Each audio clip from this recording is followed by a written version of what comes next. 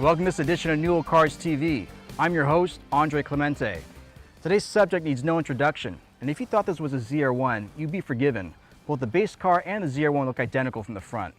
However, the ZR1's getting enough headlines these days. What we want to focus on is another gem in the Corvette lineup, the 6-speed manual Z51 Coupe.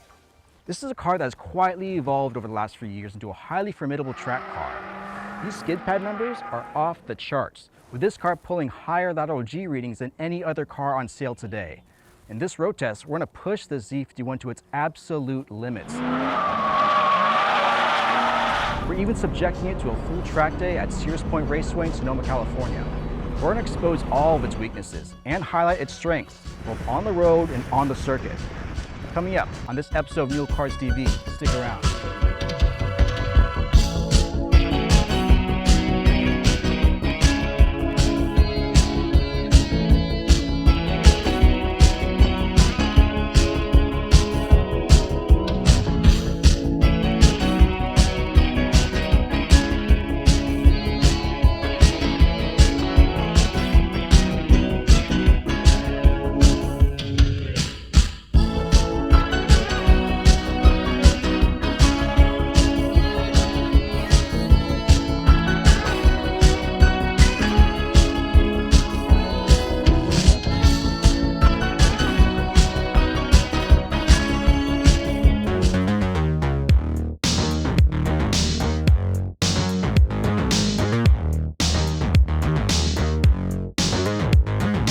The biggest change by far for this year is the all-new interior. Everything from the seats, dash, center console, digital layout, and door panels. Regarding that last one, eagle-eyed viewers may notice the car has two different door panels. Now, I asked our GM rep if this was a mistake of the assembly plant, and in fact it isn't. This new mismatched look is intentional for 1990. Apparently, the driver's side armrest is always black, regardless of what interior color you choose. But what we're really eager to look at is the Z51 package. You see, all Z51 cars sold between 1988 and now have the most performance-tuned suspension of any prior C4, serving as a base for the Corvette Challenge race cars. Heartbeat of American start. Scott Legacy has got the early lead down into corner one. So to understand what Z51 stands for, you have to look back at the early days of the C4's development, when there originally was no plan for a Z51 package. Corvette seems to be one of the base car to be capable of pulling 1G in the corners, which is better than any other production car on sale. Now, pulling 1G usually requires aggressive camber and toe settings, both of which absolutely devour tires on the street. Obviously, Chevrolet wouldn't allow this. Remember, for the best street manners in all weather conditions, you want the tire to be completely upright so it can roll straight ahead. No toe, no camber. This is what Chevrolet required of the Corvette team. So, in order to maintain that upright alignment and to keep the tire from cambering, the car has to roll as little as possible during hard cornering. This requires high roll stiffness, and the only way to achieve high roll stiffness is with big sway bars and high spring rates. Naturally, this comes with a very unforgiving ride that only a few track day enthusiasts will be willing to endure. The solution? Take that aggressive suspension, offer it as a standalone package only for those who want it. Hence, Z51.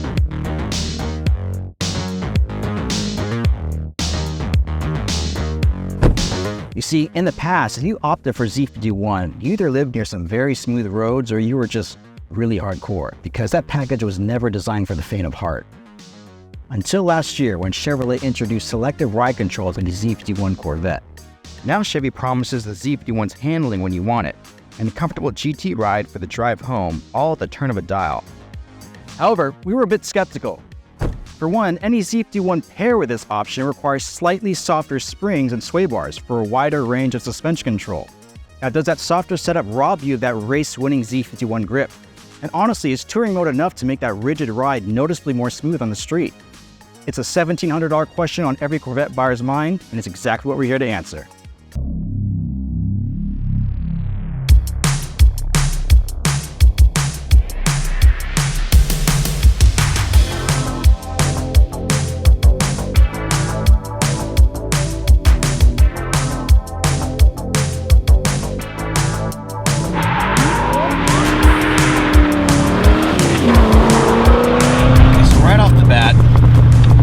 Sense this car was engineered for an autocross environment.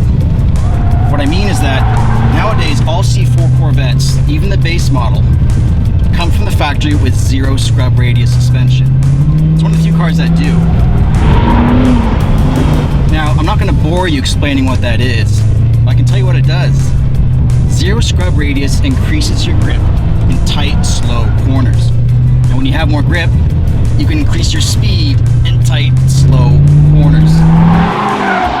This car in particular can pull 0.93 G here on the skid pad, which I can't think of another car on sale right now that can surpass that. Cars like the 911 Turbo, 944 Turbo S, the new 300ZX, those cars can't really exceed 0.9 G. And apparently, according to Chief Engineer Dave McKellen, these cars were pulling over 1 G during testing with nothing but a simple camber adjustment and shaved OEM tires. Now that's pushing into race car territory. Then again, we have to look at more than just the numbers here because they don't tell the whole story. And if I'm honest, we all expected the Z51 to have immense levels of grip, so no surprise there. What I didn't expect was how forgiving this car would be when things get out of line, as we shall now demonstrate.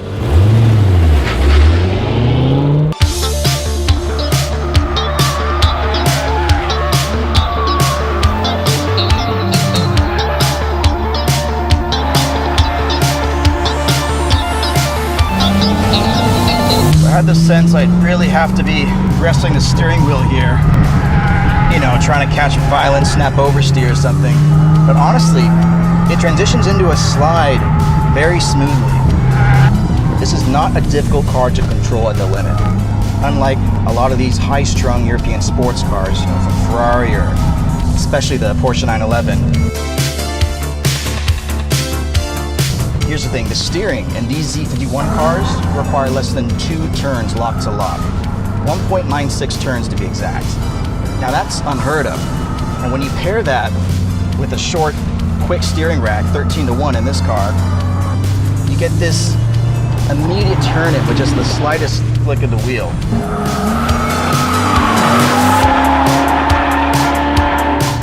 Now for reference, a Ferrari 348 requires 3 turns lock to lock.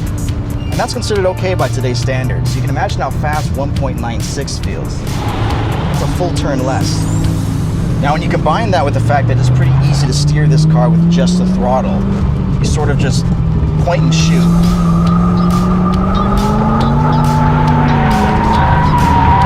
The reality is that this car never requires much steering input, especially at the limit. Again, these are traits that have trickled down from the Corvette Challenge race cars, which these Z51 models are so heavily based on. I gotta give it to the Corvette team here. All the years of fine-tuning and critiquing the C4 chassis has completely paid off. So far, they've nailed it, but now we're gonna turn the heat up and see how it does on a proper racetrack.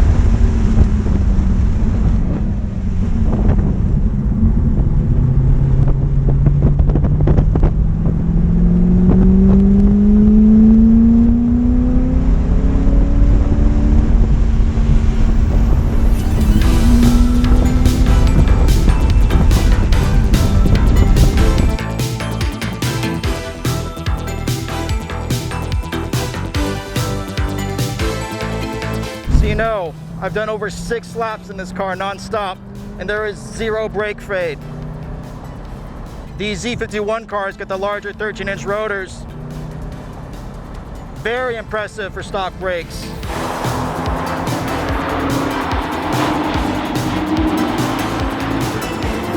One complaint is the brake bias.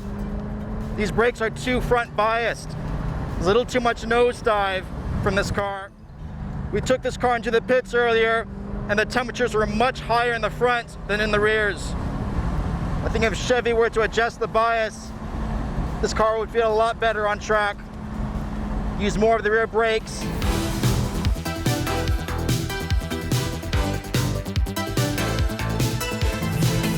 I have to say, heel toe is a bit awkward in this car, mainly because of the cramped footwell. You have to put your heel on the brake and toe on the gas instead of the other way around like you usually would, because there's just not enough room to do it the usual way. So it definitely takes some getting used to. One thing to note, we had an issue with fuel starvation while on the track. We found that when the gas tank is below halfway, there's inadequate baffling to keep the fuel pump from starving during maximum cornering speeds. We also found that the fuel gauge isn't exactly linear. It seems to go down faster when you're below halfway than when you're above halfway. We've had similar issues with other production cars as well. The simple fix, make sure that gas tank is full before you hit the track, and keep an eye on that gauge. Another complaint I have, I want more RPM. This car falls flat on its face at 5,000. It would really match the racing character of the car better. This engine's a bit too lethargic.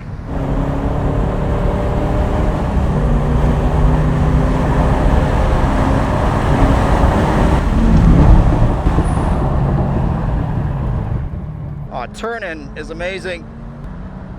Steering feels nice and heavy. Overall, the Z51 is very satisfying to drive on track.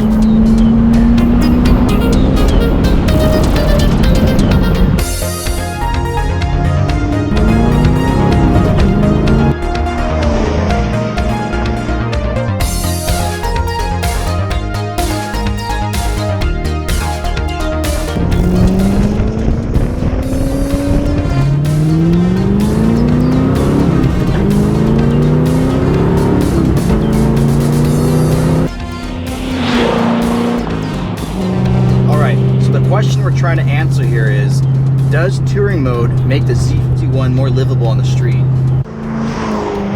I mean, when the road's smooth, the car's gonna ride smooth. But even if there's dips or ripples in the pavement, touring mode allows the car to glide over them in a supple, composed manner, which is nice. But don't expect anything more than that. Because as soon as you drive over any sort of bump or irregularity, you feel like you're back in a race car. And not in a good way. The ride becomes jolting. You get tram lining, which is when the tires follow the grooves in the road instead of going straight. So you get these little tugs at the steering wheel. And when you're trying to drive fast on a back road with a few rough patches like this one, that tram lining causes you to lose all your directional stability and precise turn-in that this car is known for. It really takes away all the fun.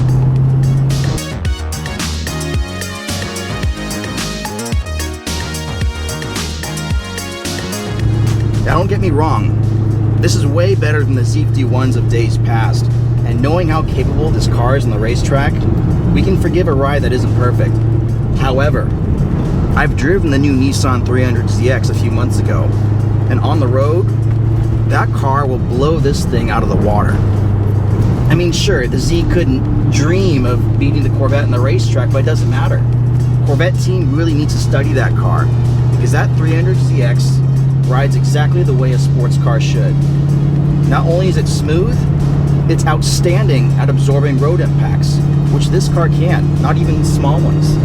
Nissan spent a ridiculous amount of money using some supercomputer to develop the Z's complex rear suspension, all for the sake of preserving ride quality without compromising handling. Now, Chevy wanted to do the same thing with the Corvette, but with a platform that's 6 years old, they can't redesign the suspension. All they can do is put electronic dampers with a touring mode and call it a day. regardless, I think you're crazy to buy one of these cars without opting for selective ride control. The regular non-adjustable Z51 suspension rides stiff everywhere all the time.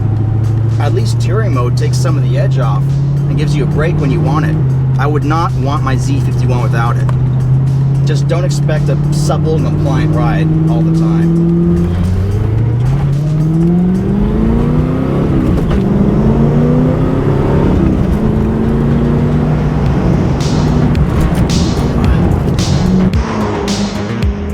I mean, sure, the interior's not that well built. You get your fair share of creaks and rattles.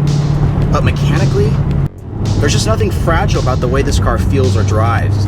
You know, some of these more expensive sports cars, they can feel delicate. You know, there's a certain brittleness to them that makes you feel uneasy pushing them to the limit. But not in this car. I mean, a trim piece might fall off or something, but mechanically, this is as bulletproof as it gets.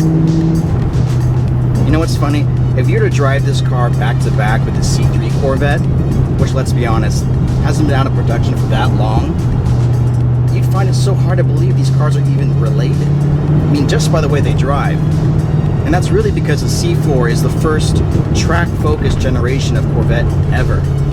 The Corvette has reached a point where the handling finally exceeds the power, not the other way around. When you have a chassis that's so eager and more potent and more capable than the engine, you have the recipe for a fantastic driver's car that's not difficult to handle at the limit. I just wish the engine was more lively and higher revving. That would really complete the package. Now, source tells me that may be coming soon. But for now, even as it is, this is the most track-capable sports car you can buy today, period.